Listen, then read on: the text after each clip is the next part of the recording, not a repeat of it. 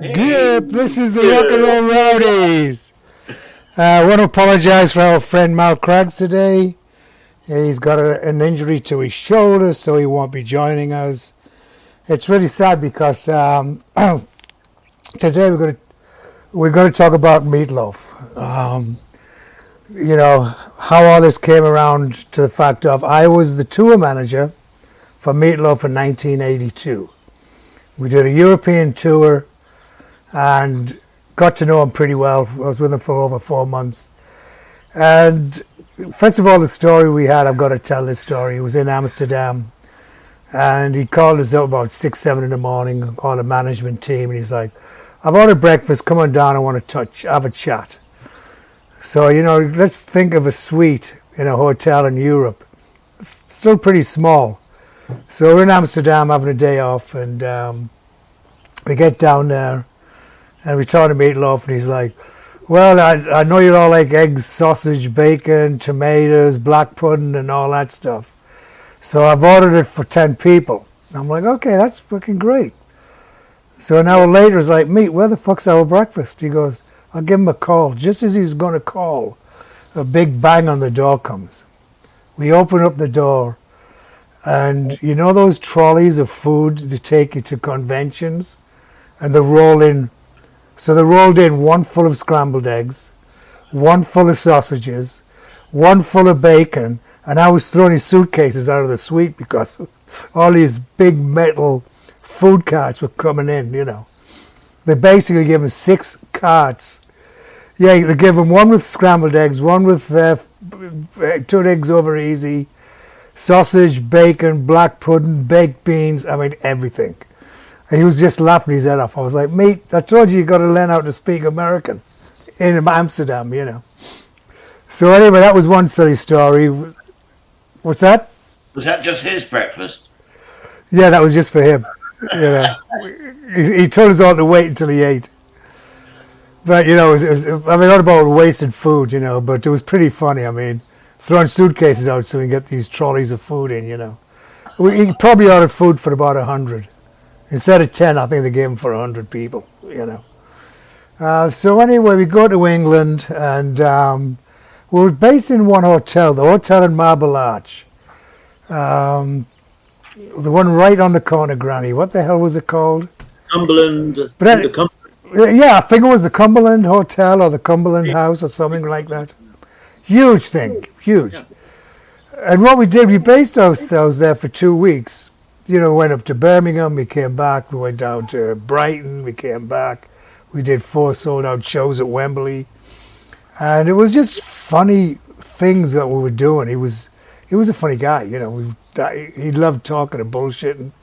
So we've had this discussion before about me and my parents, and I've always involved my parents in everything I've done in rock and roll. So down there there for 4 days, and they're getting ready to leave, and Meat Loaf's like, where's your mum and dad gone? I said, oh, well, it's time for them to go home. They've been down here a week. He goes, no, they can stay. So he made them stay, gave them their own hotel room, their own limo, so they didn't have to come on the tour bus for the sound check and stay there. So they were there for an extra 3 days. Lovely. So me being the tour manager of the world, I turned around to him and I was like, well, Meat, tomorrow you got to leave by this time because you got a 8 hours drive to Edinburgh, Scotland. And the agency, I think it was William Morris at the time, gave him his own limo, so it was him and Leslie. And he goes, oh, Mrs. Wilkinson, how are you getting up to Hartlepool? They go, oh, we're going on the train. I never even fucking thought of it. And I was like, oh, okay. So at the end of the day, my mum and dad, John and Dot, myself, Leslie and Meat Loaf, jump on a train. So we're in first class, and of course my mum and dad's panicking because they don't have a first class ticket. And it's like, don't worry about it. We'll just upgrade you, So of course we get halfway up there, and this young lad comes in doing the tickets, and he's like, well, you're not supposed to be in first class. And Meat Loaf looks at me and he goes, you got a picture? I went, yeah. So I got a picture. The kid knew it was Meat Loaf, so Meat Loaf signed it, gave it to him, and guy stamped the tickets, and off we go, Bribery. So Ivory. Yeah, Okay. so, well, it's what we did. We had all these T-shirts and all of swag back in the day, and that's how we I'm got through shocked. customs. I'm Remember shocked. those days? So my mum and dad's telling Meat Loaf about Hartlepool. And Meat Loaf is like, hang on, are you telling me you hung a monkey? And we're like, yeah, we thought it was a French spy. So we laughed and carried on all the way. He was actually playing cards with my mum and dad. Whatever, no, it wasn't gin rummy, but it was one of those games that play on the cards. And he had a great time. So all you people who haven't heard of Hartlepool, he's 30 miles south of Newcastle. And I guess in the 1700s, we were always at war with France. And we live on the North Sea, so at the end of the day it was a shipwreck. And this monkey, the size of Mark Embry, comes flying across. And all the locals picked up this fucking monkey. And you can imagine back in those days, we're like, what are you doing in the building? And the monkey does its thing, and it was like, bleh, bleh, bleh. So they actually put this monkey in jail. And next day they brought it out. I guess it was in one of those little red tunics or something. It was one of those monkeys, I think, that used to dance on a piano. So they took it to court next day, and they found it guilty of being a French spy, and they hung it. And that is the story of the Hartlepool hanging the monkey. So as I said, Meat Loaf was... They say he got around a bit with the ladies before they hung him. So he has descendants in the town. Most of them moved over to Wagga. Thank you very much, mate. He was a well-hung monkey. He was well hung. Hey, very good. He was both ways. There you go. So, Meat Loaf really got into the whole thing, and the guy was so generous. He was like, my mum and dad were getting off the train, and he's like, so you coming to Edinburgh? And they're like, no, we don't have any tickets. Well, back in the days, especially in the 70s and the 80s, we had 50 comps every gig, and those 50 comps were for the band's family, the friends, the record label, the roadie, whatever. And Meat Loaf goes, well, there's 50 tickets. We don't know anybody in Edinburgh, so take them. And I'm looking at my mum and dad, and we're like, we'd call you. So they rented a bus, and I had 50 Wagga Wilkies arrived at the gig in Edinburgh. I was like, oh my fucking God, here we go. So it was brilliant, because after the gig, what did Meat Loaf do? He took my mum and dad and 50 people down to the bar, gave the barman his credit card, and said, this is all on me, whatever they want. And it was classic. I mean, I've had emails, texts coming in from my brothers and sisters. Oh, remember that night in Scotland? Remember this? So my other brother emailed me, and he didn't go to Scotland, and he went to Birmingham. We had 2 more shows at the end of the tour, and Meat Loaf paid for his room and let him stay in the hotel. I was like, really? Yeah. So Meat Loaf got involved with Hartlepool in 1982. End of conversation. All of these other myths and everything else that's going on there. And I have seen this interview we did in 2003 about his Hartlepool Football Club.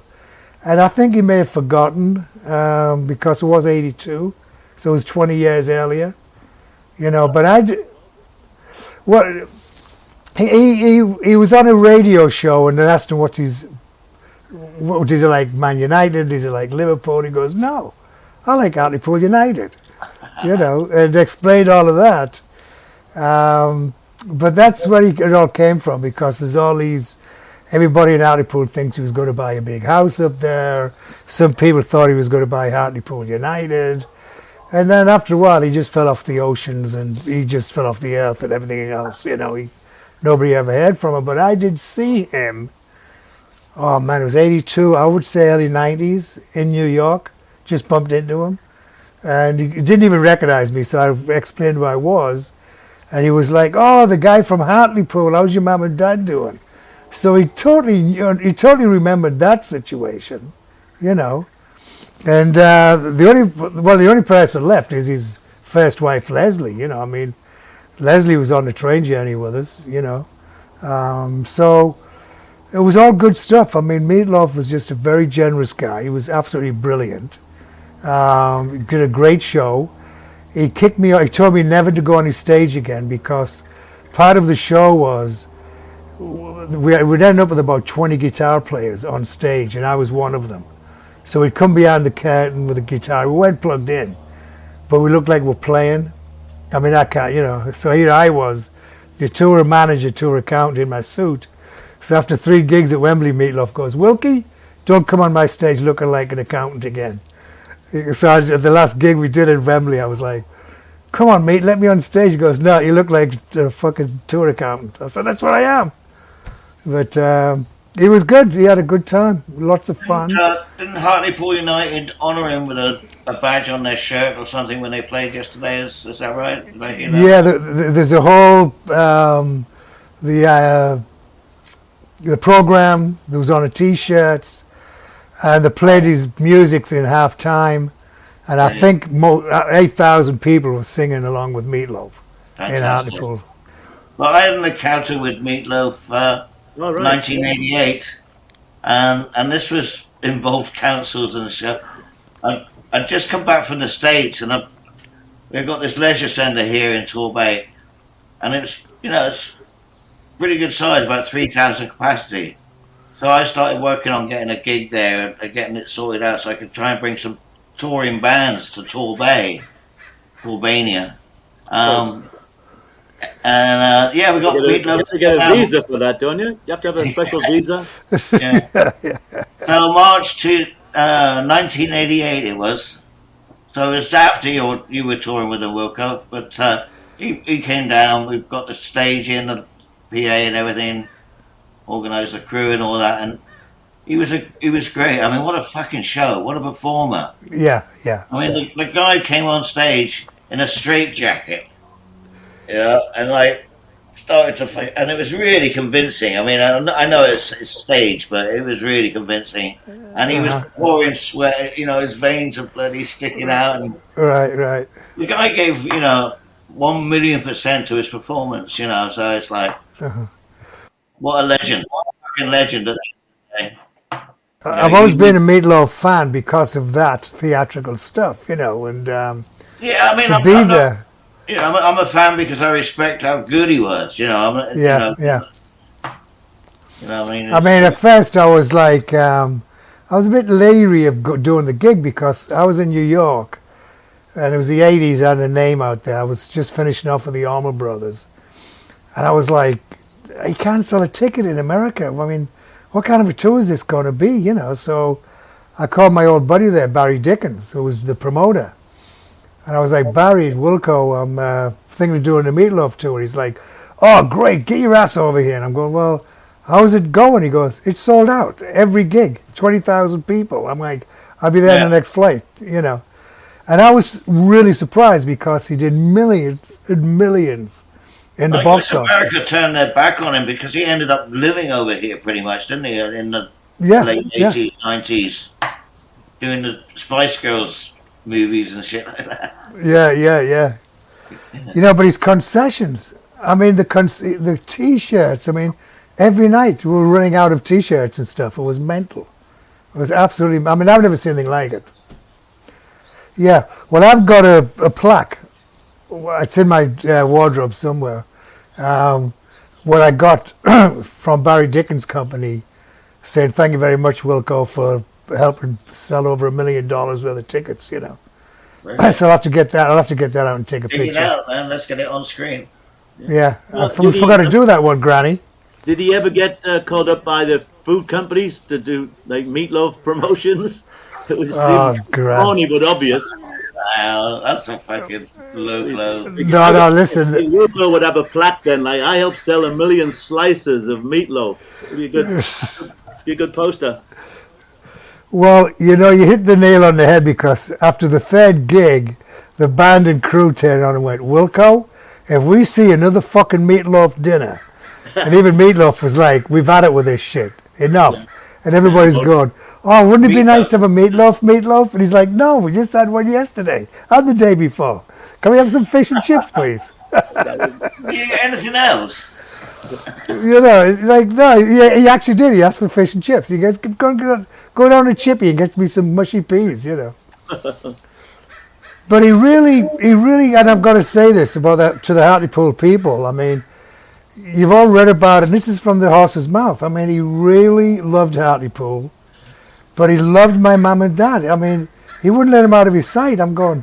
I said, I want to get 2 legs over easy. Are you going to leave or what? And they go, no, I'm hanging up with Meatloaf, you know. But he did that with all my family, my brothers, my sisters. He, you know, after the gigs, he would be hanging out, drinking with them, talking about stuff. Didn't you want to buy a house out there or something? What's that? Didn't you want to buy a house out there in Hartlepool or something? Yeah, they said there wasn't a house big enough for him financially. He was looking for $1 million house, but I think after all of that, it was just speculation after speculation. I mean, as I said, I saw him in between 90 and 95, and he didn't even recognize. He had to go back and think of like, oh, who's this guy, you know? And as soon as I mentioned Hartlepool, he remembered the monkey hanging stuff, you know. But I saw this. I saw this tape. He was on Sky's Sports something, and it was in 2003. So he was mentioning Hartlepool, that he looked at a book or something, and he just said, oh, Hartlepool sounds good. And then when he heard about the monkey hanging, he goes, oh, this is perfect. So that's how he chose Hartlepool. But he originally got told by John Wilkinson and Dorothy Wilkinson, my parents, on a train journey in 1982, going up to Edinburgh. My parents got off in Hartlepool. In those days, the train went right through Hartlepool, and they came 2 days later to Scotland with 50 relatives. God bless you, Meatloaf. Rest in peace. Had a perfect, brilliant time with you. Brilliant. Yeah, rest in peace, Meatloaf.